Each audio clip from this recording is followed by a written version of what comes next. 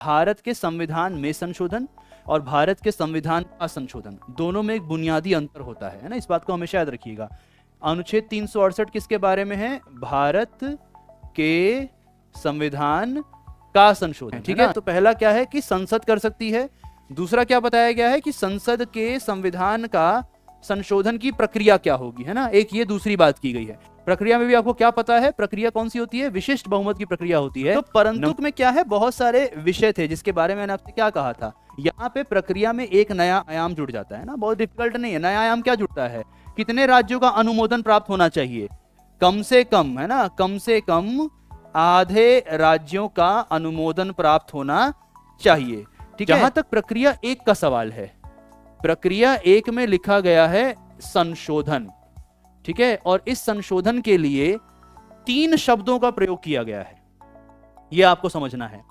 एक शब्द है जिसे हम बोलते हैं परिवर्धन, ठीक है, यानी कि कुछ जोड़ना। एक शब्द है जिसे हम बोलते हैं परिवर्तन, यानी कि कुछ बदलना।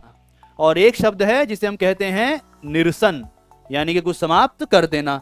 लेकिन जो परंतुक में विषय हैं वहां पे किस शब्द का इस्तेमाल किया गया है?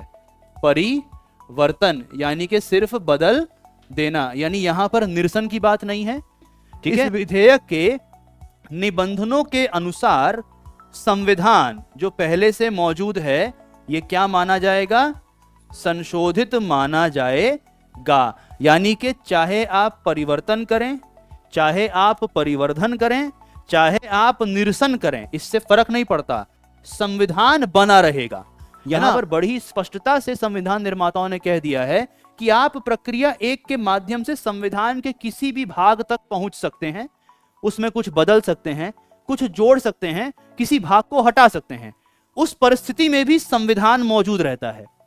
आप प्रक्रिया 2 के माध्यम से इन विषयों में परिवर्तन कर सकते हैं, कुछ बदल सकते हैं, उसके बाद भी संविधान मौजूद रहता है। यानी संशोधन का मतलब कहीं से भी यह नहीं हुआ कि आप पुराने संविधान को पूरा हटाकर नया संविधान वहां पे स्थापित कर दें। इतना बात बवाल इसमें उपबंध जोड़े गए थे, चौथा और पांचवा ये जोड़े गए 1976 में, और मूल संरचना का विचार कब आ रहा है? 1973 में, 24 अप्रैल 1973। इसका मतलब क्या हुआ कि तो माननीय सर्वोच्च न्यायालय ने जब 1973 में ही यहां पर खेला कर दिया था, तो उसके बाद संसद ने अपना एकदम दिखाया कि हम लोगों को तुम अमेरिका मत समझना कि तुम्हारे पास बहुत ताकत है, और न्यायपालिका इनको समझाना चाह रही थी अपने आप को तुम लंदन मत समझना कि तुम्हारे पास बहुत ताकत है, ठीक है।